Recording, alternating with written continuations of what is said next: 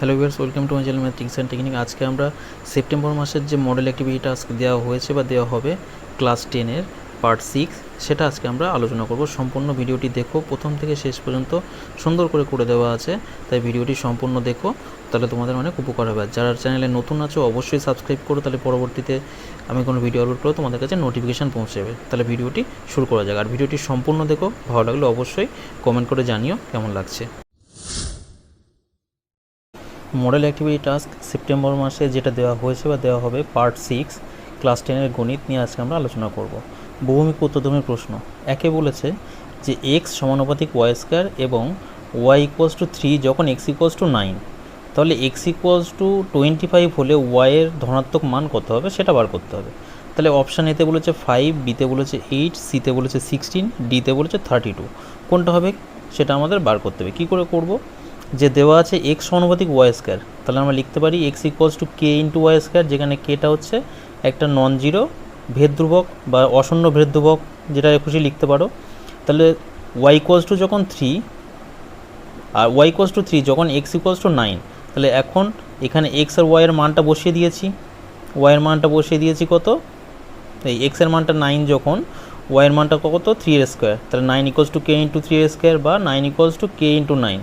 তাহলে দুই পাশেই তো 9কে 9 দিয়ে ভাগ করলে 1 হচ্ছে, তাহলে কে এর মান কত আসছে 1। তাহলে এখান থেকে পাচ্ছি কি, সুতরাং এক্স ইকুয়ালস টু কি 1 ইন্টু ওয়াই স্কোয়ার বা X equals to Y square. এবার যখন এক্সের মান 25, তখন ওয়াইয়ের মান ধনাত্মক মানটা বার করতে বলেছে। তাহলে আমরা এক্সের মান যখন 25 হয়, তবে ওয়াই কত হবে 25 ইকুয়ালস টু ওয়াই স্কোয়ার। এখানে এক্সের মানটা বসিয়ে দেবো, তাহলে ওয়াই ইকুয়ালস টু কী হবে প্লাস মাইনাস রুট আন্ডার 25, তাহলে Y equals to plus minus 5। এবার আমাদের যেহেতু ধনাত্মক মানটা চেয়েছে, তাহলে ওয়াইয়ের ধনাত্মক মান হবে কত 5, কারণ ঋণাত্মক মানটা আমরা এখানে নেব না। তাহলে 5 অপশান আছে, অপশান এ, তাহলে হয়ে যাচ্ছে আমার সঠিক উত্তর। সেকেন্ড প্রশ্ন কি আছে দেখে নিই। বলছে যে এ ও বি যথাক্রমে 2500 টাকা এবং 2000 টাকা নিয়ে একটি ব্যবসা শুরু করে।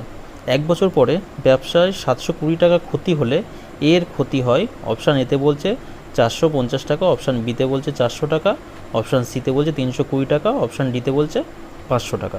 তাহলে কোনটা হবে সেটা বার করতে হবে। তো আমরা জানি কি, কোনো ব্যবসা শুরু করতে গেলে যে অনুপাতে, মানে মূলধনের অনুপাতে লাভ বা লস যেটাই হোক সেটা মূলধনের অনুপাতেই ভাগ হয়। তাহলে এখানে মূলধনের অনুপাতটা কত আগে বার করে নেব। তাহলে এ ও বি এর মূলধনের অনুপাত 2500:2000। তার মানে এখান থেকে আমরা যদি এই 0 0 কাটি, তাহলে 20 আর এদিকে 25, তাহলে এদিকে হচ্ছে 5 হবে, এদিকে হবে কাটলে 4, তাহলে 5:4 হয়ে যাচ্ছে আমার এখানে। এবার ক্ষতি হয়েছে মোট কত 720 টাকা, তাহলে ক্ষতিটাও গিয়ে মূলধনের অনুপাতেই ক্ষতি হবে। লাভ হলেও মূলধন অনুপাতে পাবে আর ক্ষতি হলেও মূলধন অনুপাতে হবে। তাহলে এবার এর ক্ষতি চেয়েছে, তাহলে এর ক্ষতি বার করতে হলে যে মোট ক্ষতি ইন্টু এর আনুপাতিক ভাগার কত 5, তাহলে 5 অনুপাতের যোগফল মানে 5 + 4, তাহলে 720 ইন্টু 5/9। এবার 9-এর সাথে যদি কাটি তাহলে কত হবে, 9 অক্ষে 9, 8 9 72, তাহলে 80 ইন্টু 5 করলে কত হবে 5 ইন্টু 8 40, আর 0 মানে 400 টাকা হয়ে যাবে আমার উত্তর। তাহলে 400 টাকা কোথায় আছে, অপশান বিতে আছে, 400 টাকা হয়ে যাবে আমার এখানে সঠিক উত্তর। তিনেরটা কি বলছে দেখি, যে দুটি বৃত্ত পরস্পরকে সি বিন্দুতে বহিঃস্পর্শ করে। এ বি বৃত্ত দুটির একটি সাধারণ স্পর্শক। তাহলে বৃত্ত দুটিকে এ ও বি বিন্দুতে স্পর্শ করে, তাহলে অ্যাঙ্গেল এ সি বি এর পরিমাপ হলো, এতে বলছে অপশান 60 ডিগ্রি, বিতে বলছে 45 ডিগ্রি, সিতে বলছে 30 ডিগ্রি, আর ডিতে বলছে 90 ডিগ্রি। তাহলে কোনটা হবে দেখতে হবে। এটা তোমাদের বইতে দেখবে প্রয়োগ নাম্বার 16-এ দেওয়া আছে, পেজ নাম্বার 217 পেজে। তোমাদের বইতে যে প্রয়োগগুলো দেওয়া আছে সেগুলো ভালো করে করবে, কারণ এই যে প্রয়োগগুলো থেকে অনেক অঙ্ক এরকম দিয়ে দেয়, তা যদি সেগুলো তোমরা ভালো করে করো তাহলে তোমাদের অনেক উপকার হবে। তাহলে প্রয়োগ 16 পেজ নাম্বার 217-এ দেওয়া আছে যে কী দেওয়া আছে, দুটি বৃত্ত পরস্পরকে সি বিন্দুতে বহিঃস্পর্শ করে। বৃত্ত দুটির সরল সাধারণ স্পর্শক বৃত্ত দুটিকে এ ও বি বিন্দুতে স্পর্শ করে। মানে কি, এই যে এটা একটা বৃত্তর কেন্দ্র, এই কেন্দ্রের একটা বৃত্ত আর এই কেন্দ্রে আর একটা বৃত্ত হলো। এবার এ বিটা কি, এ বি বলছে সাধারণ স্পর্শক, মানে যেটা এই বৃত্তটাকে স্পর্শ করেছে এই বৃত্তটাকে স্পর্শ করেছে, এটাকে এ বিন্দুতে আর এটাকে বি বিন্দুতে স্পর্শ করেছে। তাহলে এই বৃত্ত দুটোর স্পর্শবিন্দু মানে সি, এখানে যে কোণটা উৎপন্ন করবে এটা কত হবে? এটা সবসময় 90 ডিগ্রি হবে। তাহলে এখানে উত্তর হবে কোনটা? আমার অপশান ডি হয়ে যাবে আমার সঠিক উত্তর। আমি এখানে এটা বুঝিয়ে দিলাম না, কারণ তোমাদের বইতে প্রয়োগে আছে, ভিডিওটা ফালতু বড় করছি না। তারপরের প্রশ্ন দেওয়া আছে যে একটি নিরেট অর্ধগোলকের সমগ্রতলের ক্ষেত্রফল 147 পাই বর্গ সেমি হলে উহার ব্যাসার্ধ হবে। অপশান এতে বলছে 6 সেমি, অপশান বিতে বলছে 12 সেমি, অপশান সিতে বলছে 7 সেমি, অপশান ডিতে বলছে 14 সেমি। তাহলে কোনটা হবে? এটা আমরা কি করে বার করব দেখে নিই। যে নিরেট গোলক মানে কি? এই যে, আর বক্রতলের ক্ষেত্রফল বলেছে, তাহলে বক্রতলের ক্ষেত্রফল মানে কি? এই বাইরের এই পোর্শনটার, বাইরের এই সাইডটার ক্ষেত্রফল, আর কাটলে এই যে পোর্শনটা পাবো ভিতরের, এটার ক্ষেত্রফল। তাহলে বাইরের টোটাল গোলকের ক্ষেত্রফল কত? 4 পাই আর স্কোয়ার। তাহলে অর্ধগোলকের ক্ষেত্রফল হবে, টোটাল গোলকের ক্ষেত্রফল 4 পাই আর স্কোয়ার। তাহলে অর্ধগোলকের কত হবে? 4 পাই আর স্কোয়ার বাই 2। আবার এই নিচে যেটা, এটা তো একটা বৃত্ত, এই যে এটা একটা বৃত্ত, তাহলে এই বৃত্তের ক্ষেত্রফল কত? পাই আর স্কোয়ার। সেই জন্য পাই আর স্কোয়ারটা যোগ হবে এটার সাথে এটা, তাহলে কত হচ্ছে? এটা কাটলে কত হচ্ছে? 2 পাই আর স্কোয়ার প্লাস পাই আর স্কোয়ার, মানে হচ্ছে আমার 3 পাই আর স্কোয়ার। তো এইবার আমরা ধরে নিলাম কি? ধরি নিরেট অর্ধগোলকের ব্যাসার্ধ 8 সেমি, তাহলে অর্ধগোলকের সমগ্রতলের ক্ষেত্রফল কত হচ্ছে? 3 পাই আর স্কোয়ার সেমি বর্গ সেমি। এই যে কেন হচ্ছে সেটা এখানে দেখিয়েছি। এবার প্রশ্ন অনুসারে বলছে কি এই 3 পাই আর স্কোয়ার ইকুয়ালস টু 147 পাই। তাহলে এখান থেকে আর স্কোয়ারের মান কত? এই 3 পাই দিয়ে ভাগ করে দিচ্ছি, তাহলে এখানে আমার এই পাই কেটে গেল। তাহলে 147কে 3 দিয়ে কাটলে কত হবে? এটা 1, আর এটা হবে কত? 4 যাবে আর 9 যাবে, 49। তাহলে আর স্কোয়ার ইকুয়ালস টু যদি 49 হয়, তাহলে আর এর ভ্যালু কত হবে? প্লাস মাইনাস রুট 49, মানে আর এর ভ্যালু কত? Plus minus 7। এবার যেহেতু আরটা ধনাত্মক, কারণ ব্যাসার্ধ তো নেগেটিভ হতে পারে না, ঋণাত্মক হতে পারে না, সেই জন্য আর এর মান এখান থেকে 7। বা তোমরা এখান থেকে যদি এইটা না করে এটাও করতে পারতে, যে আর স্কোয়ার ইকুয়ালস টু এটা, বা আর স্কোয়ার ইকুয়ালস টু 7 স্কোয়ার, তাহলে সুতরাং আর ইকুয়ালস টু 7, এটাও করতে পারতে, কোনো অসুবিধা নেই, দুটো যেটা খুশি করতে পারো। কারণ দৈর্ঘ্য সবসময় আমরা জানি কি পজিটিভ হয় বা ধনাত্মক হয়, আর ব্যাসার্ধ মানে সেটাও তো একটা দৈর্ঘ্য, তাহলে সেটাও আমার ধনাত্মক হবে সবসময়। তাহলে নির্ণয় ব্যাসার্ধ কত হচ্ছে? ব্যাসার্ধ হচ্ছে আমার 7 সেমি। তাহলে 7 সেমি আমার কোন অপশানে আছে? অপশান সিতে আছে আমার 7 সেমি, হয়ে যাচ্ছে কি আমার সঠিক উত্তর। এইগুলোর ক্ষেত্রে তোমাদেরকে ব্যাখ্যাগুলো করে দেখাতে হবে না, প্রশ্নটা লিখতে হবে, লিখে উত্তরটা লিখতে হবে। আমি ব্যাখ্যাটা করে দিয়েছি যাতে তোমাদের বুঝতে সুবিধা হয় সেই জন্যে। তো পরবর্তী প্রশ্ন দেখি। তারপর আছে নাম্বার 2-এ বলেছে সত্য মিথ্যা লেখো। একে বলেছে যে ও কেন্দ্রীয় বৃত্তের বহিঃস্থ বিন্দু এ থেকে বৃত্তে দুটি স্পর্শক টানা হলো, যারা বৃত্তকে যথাক্রমে বি ও সি বিন্দুতে স্পর্শ করে, তাহলে ও এ কমা বিসি এর লম্ব সমাধিগণ্ডক হবে। এটা তোমাদের বইয়ের প্রয়োগে আছে, প্রয়োগ নাম্বার 12, যেটা পেজ নাম্বার 213 পেজে আছে। কি বলেছে যে এই যে যদি একটা বৃত্ত হয়, ও কেন্দ্রিক একটা যদি বৃত্ত হয়, আর বৃত্তের বাইরে একটা বিন্দু এ হয়, তাহলে এ থেকে বৃত্তের উপরে দুটো স্পর্শক, এটা বি এটা সি যদি হয়, তাহলে এরা যে ত্রিভুজটা এখানে তৈরি হবে, এই যে এটা ত্রিভুজটার উপর এটা কি হবে? এটা লম্ব হবে। বা ত্রিভুজটা যদি নাও ভাবো, তাহলে এই যে ওয়েটা কি হবে? এই লাইনের উপরে লম্ব হবে। আর লম্ব মানে কারণ কি এটা 90 ডিগ্রি হচ্ছে, 90 ডিগ্রি মানে হচ্ছে লম্ব, আমরা জানি, সেই জন্য। প্রয়োগ নাম্বার 12-এ 213 পেজে দেওয়া আছে, দেখে নিও তোমরা একটু ওটা। তাহলে এটা কি হবে? সত্য হবে অবশ্যই, কারণ এটা 90 ডিগ্রি লম্ব হচ্ছে। লম্ব সমাধিগণ্ডক মানে কি এটা দুটো সমান ভাগে ভাগ করবে এটা, তাহলে এটা সত্য হচ্ছে। তারপরের প্রশ্ন কি আছে? বলছে যে এটা একটা ত্রিভুজ দিয়েছে পি কিউ আর, আর যার পি কিউ এর মধ্যবিন্দু মানে পি কিউ এর মাঝে রয়েছে কত? এস একটা বিন্দু, আর পি আর এর মাঝে টি একটা বিন্দু। এটা হচ্ছে কি কিউ আর এর সমান্তরাল এস টিটা। তাহলে পাশের চিত্রে বলছে এস টি সমান্তরাল কিউ আর হলে P Q by P S equals to P R by P T হবে। এটা সত্য মিথ্যা জিজ্ঞাসা করেছে। এটা তোমাদের বইতে আছে 238 পেজে, অনুসিদ্ধান্ত 1-এ আছে।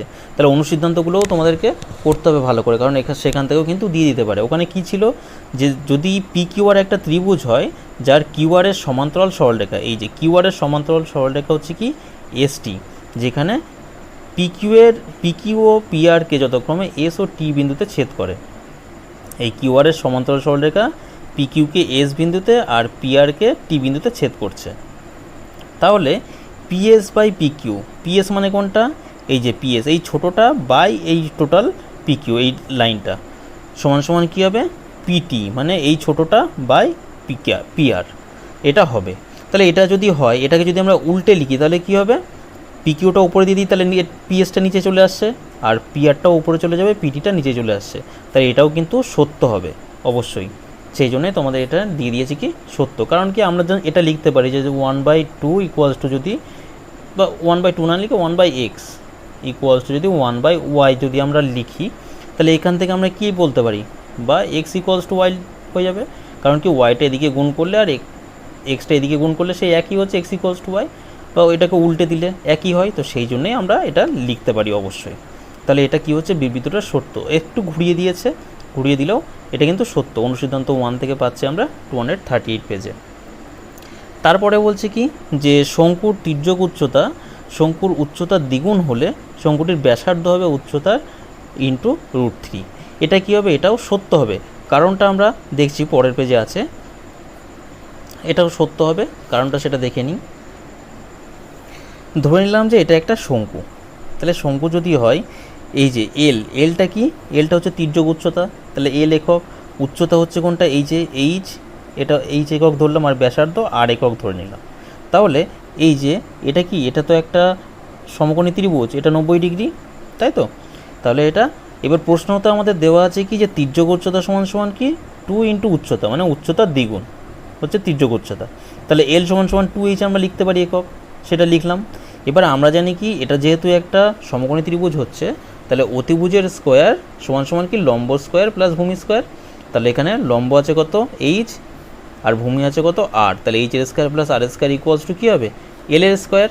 তাহলে এখান থেকে যদি আমরা এই যে এল ইকুয়ালস টু 2hটা বসিয়ে দিই, তাহলে কী পাচ্ছি, আর এইচটাকে এ পাশে নিয়ে গেছি, তাহলে আর স্কোয়ার ইকুয়ালস টু 2h এর স্কোয়ার মাইনাস এইচ স্কোয়ার, আর 2h মানে হচ্ছে 4h square minus H square, মানে 3h স্কোয়ার পাচ্ছি, আর স্কোয়ার ইকুয়ালস টু, তাহলে আর এর মান কত পাচ্ছি, যদি রুট করে দিই তাহলে √3 ইন্টু এইচ।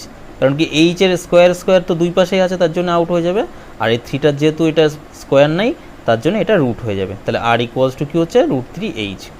তার মানে কি, অর্থাৎ ব্যাসার্ধ সমান সমান কি √3 ইন্টু এইচ, মানে উচ্চতা ধরেছিলাম, তাহলে এটা সত্য হচ্ছে। তো সেই জন্য আমরা লিখেছিলাম কি আগের পেজে এটা সত্য লিখেছিলাম। সেই জন্য কী হয়েছিল যে শঙ্কুর তির্যক উচ্চতা শঙ্কুর উচ্চতার দ্বিগুণ হলে শঙ্কুর ব্যাসার্ধ হবে উচ্চতা ইন্টু √3, এটা সত্য হবে তাহলে অবশ্যই। তারপর এটা দেওয়া আছে যে একটি ব্যবসায়ী এ ও বি এর মূলধনের অনুপাত 7:5 এবং এ মোট লাভের 140 টাকা পেলে বি পায় 125 টাকা। এটা সত্য না মিথ্যা দেখতে হবে। তাহলে এটা আমরা কি দেখব, যে এর আগেও একটা অঙ্কতে বলেছিলাম যে মূলধনের অনুপাতে সমান অনুপাতে লাভ হলেও সেটা ভাগ হবে সেই অনুপাতে, যদি মানে লোকসান হয় তাহলেও কিন্তু সেটা ভাগ হবে সেই অনুপাতে। তাহলে কী হবে, যেহেতু এখানে এ ও বি এর মূলধনের অনুপাত কত দেওয়া আছে 7:5, তাহলে ওদের লাভ্যাংশের অনুপাতটা কত সেটা বার করে দেখি। তাহলে এ ও বি এর লাভ্যাংশের অনুপাত কত লিখলাম, 140:125। তো এটাকে যদি 2 দিয়ে কাটি, তাহলে এই 5 দিয়ে কাটি, তাহলে কত হবে 28 হচ্ছে এটা, আর এটা হচ্ছে 25। তাহলে 28:25 আছে, এখানে আছে 7:5, তাহলে এক হচ্ছে না যেহেতু, তাহলে সেই জন্য কী লিখছি আমরা, অর্থাৎ মূলধনের অনুপাত নট ইকুয়ালস টু লাভ্যাংশের অনুপাত। তাহলে এটা হয়ে যাচ্ছে কি, এই বিবৃতিটা মিথ্যা হচ্ছে। ঠিক আছে, কারণ কি যদি এটাও এই 7:5 হতো তাহলে আমরা বলতাম যে অনুপাতটা একই আছে। একের আর 2-এর প্রশ্নের শুধুমাত্র ব্যাখ্যার দরকার নেই, শুধু প্রশ্নটা লিখে উত্তরটা লিখলেই হবে। যেটা সত্য মিথ্যার ক্ষেত্রে নিচে উত্তর এরকম সত্য বা মিথ্যা যেটা হবে সেটা, আর যেটা এমসিকিউ দেওয়া আছে সেগুলোর ক্ষেত্রেও কোন অপশানটা হবে সেটা লিখলেই হবে।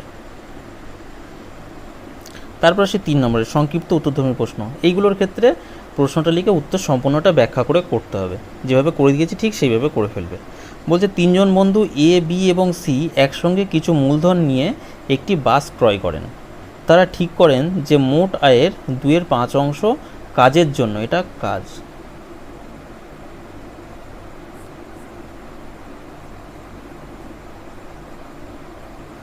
কাজের জন্য 3:2:2 অনুপাতে ভাগ করে নেবেন। কোনো এক মাসে যদি 29,260 টাকা আয় হয় তাহলে কাজের জন্য এ এর আয় বি এর আয় থেকে কত বেশি হবে সেটা বার করতে হবে। তাহলে সেটা আমরা কি করে করব, ঠিক যেভাবে করে দিয়েছি এইভাবে করে ফেলবে তোমরা। কাজের জন্য ভাগ করে নেবে কত টাকা, এই 29,260 টাকার 2/5 অংশ, তাই তো প্রশ্নই আমাদের বলা ছিল এই যে 2/5 অংশ। তাহলে এটা 2/5 অংশ কত টাকা হচ্ছে সেটাকে বার করে নেবো। তাহলে 2/5 ইন্টু 29,260, তাহলে এটাকে যদি 5 দিয়ে কাটি হচ্ছে 1, আর এটা কাটলে 5,852, ঠিক আছে। তাহলে 5,852 সাথে 2 গুণ করলে কত হচ্ছে 11,704 টাকা। এটা হয়ে যাচ্ছে আমার টোটাল কাজের জন্য ভাগ করা হবে এত টাকা। এবার এ বি এবং সি এর কাজের জন্য ভাগ হওয়া টাকার অনুপাত কত হচ্ছে 3:2:2, যেটা প্রশ্নে বলা আছে এই যে।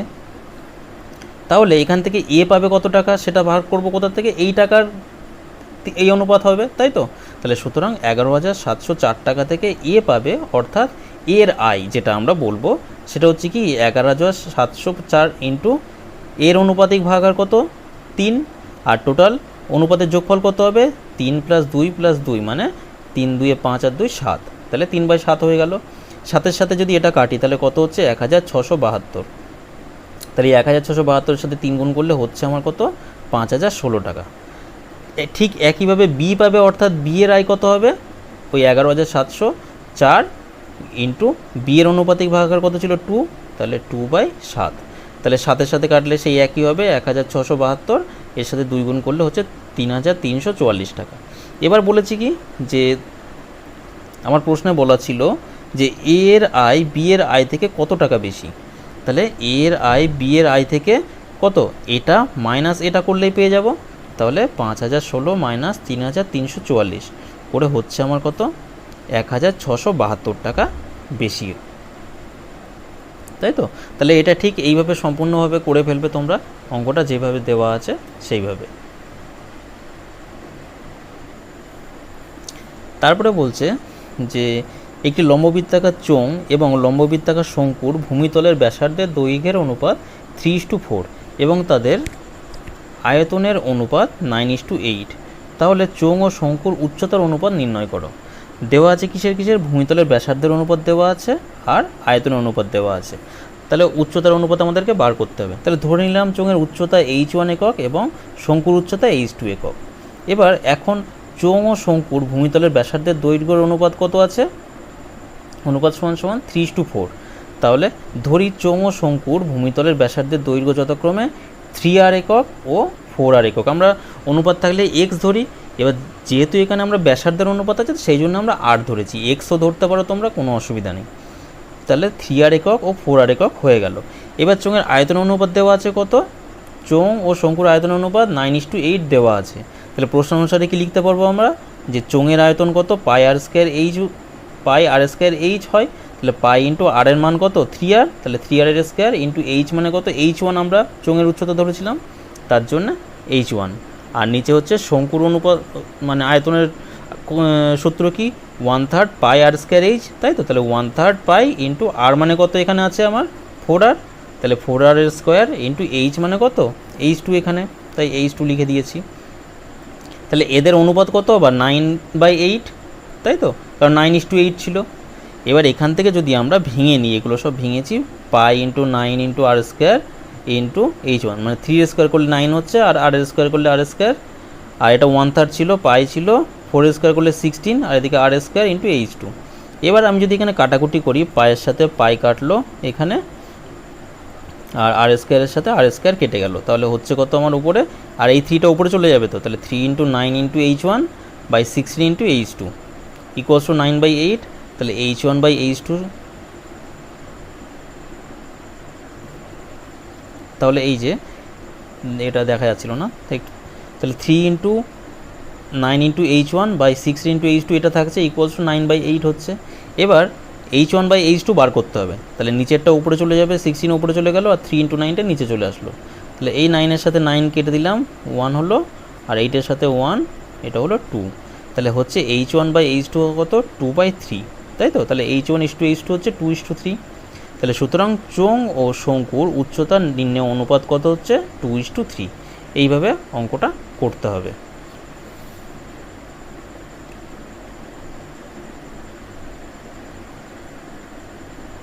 তাহলে নেক্সট প্রশ্ন কি আছে দেখে নেওয়া যাক। বলছে যদি ওয়াই ভ্যারাইজাস এক্স কিউব এবং ওয়াই এর বৃদ্ধি 8:27 অনুপাতে হলে এক্সের বৃদ্ধি কী অনুপাতে হয় তা নির্ণয় করো। তাহলে দেওয়া আছে কি আমার ওয়াই ভ্যারাইজাস বা ওয়াই প্রপোর্শনাল কত এক্সের কিউব। তাহলে এখান থেকে আমরা কী লিখতে পারি, ওয়াই ইকুয়ালস টু কি কে ইন্টু এক্সের কিউব, যেখানে কেটা কি একটা অশূন্য ভেদ ধ্রুবক। এবার ধরে নিলাম যে প্রথমে যেহেতু ওয়াইয়ের বৃদ্ধি দেওয়া ছিল 8:27, মানে ওয়াইয়ের দুটো মান, একটা হচ্ছে 8, একটা হচ্ছে 27। তাহলে ওয়াই যখন প্রথমে 8y ছিল তখন এক্স ছিল কত x1 ধরলাম। এবার ওয়াই তাহলে যখন দ্বিতীয়টা মানে এই হলো কত 27y, তখন এক্স কত হচ্ছে x2 ধরে নিলাম। এই জায়গাটায় কী বললাম যে এক্স ওয়াইয়ের যেহেতু দুটো মান, একটা হচ্ছে 8, একটা 27, তাহলে ওয়াই যখন প্রথমে 8y ছিল তখন এক্সেরও সাথে একটা মান ছিল, সেটা ধরে নিলাম x1। আর ওয়াইয়ের যেটা বৃদ্ধি হয়ে হলো 27y, তখন এক্স বৃদ্ধি হয়ে হয়েছে কত x2। তাহলে এবারে এই মানটা এখানে বসিয়ে দিয়েছি আমরা। তাহলে প্রথমে ওয়াইয়ের জায়গায় 8y বসিয়েছি, তখন এটা কী ছিল x1, তাহলে 8y ইকুয়ালস টু কি কে ইন্টু x1 এর কিউব। তারপরে ওয়াইয়ের মান কত 27y, তাহলে 27y equals to K into x2 cube. এবার এই দুটোতে দেখতে পাচ্ছি যেহেতু কে আছে তাহলে ভাগ করে দিচ্ছি, 1কে 2 দিয়ে ভাগ করে দিলে আমার কেও কেটে যাবে, ওয়াইও কেটে যাবে। তাহলে এখানে 8y by 27y equals to K into x1 এর cube by K into x2 এর কিউব হয়ে গেল। তাহলে এবার এখান থেকে কি ওয়াই কেটে যাচ্ছে আর কে কেটে যাচ্ছে, যেহেতু কেটা নট ইকুয়ালস টু 0, কেটাও এখান থেকে আউট হয়ে যাচ্ছে। তাহলে x1 এর কিউব বাই x2 এর কিউব ইকুয়ালস টু 8/27 হলো। তাহলে x1 বাই x2 তার হোল কিউব ইকুয়ালস টু 2/3 তার হোল কিউব লিখতে পারি এটা। তাহলে দুই পাশে থেকে কিউব আউট করে দাও, তাহলে by x1 by x2 equals to 2/3, মানে x1:x2 মানে কত 2:3। তাহলে x এর বৃদ্ধি হচ্ছে কত 2:3 এই অনুপাতে। তাহলে এই অঙ্কটা এইভাবে আমরা করে ফেলবো। এটা হচ্ছে 3 অঙ্কটা। এবার লাস্ট কোশ্চেন যেটা আছে, কোশ্চেন নাম্বার 4, সেটা কি হচ্ছে যে বলছে যুক্তি দিয়ে প্রমাণ করো যে বৃত্তের বহিস্থ কোনো বিন্দু থেকে যে দুটি স্পর্শক অঙ্কন করা যায় তাদের স্পর্শবিন্দু দুটির সঙ্গে বহিস্থ বিন্দুর সংযোগ সরলরেখাংশ দুটির দৈর্ঘ্য সমান এবং তারা কেন্দ্রে সমান কোণ উৎপন্ন করবে। এটা তোমাদের বইতে দেওয়া আছে পেজ নাম্বার 211, উপপাদ্য নাম্বার 41। সেখান থেকে তোমরা করে নিও এটা। আমি ফালতু আর লিখে ভিডিওটা বড় করলাম না। আর ভিডিওটা আজকে এখানেই শেষ করছি, পরবর্তীতে ভিডিওতে আবার দেখা হবে। তো ততক্ষণ ভালো থাকবে। ভিডিওটি সম্পূর্ণ দেখার জন্য অসংখ্য ধন্যবাদ।